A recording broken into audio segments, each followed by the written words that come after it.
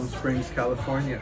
This is Rabbi David Lazar, and I'd like to invite you to join me in Torah study during Melitz's Festival of the Wheat Harvest, Festival Ktsir Achitim.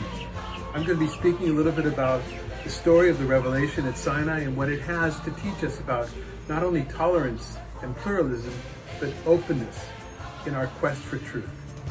Please join us.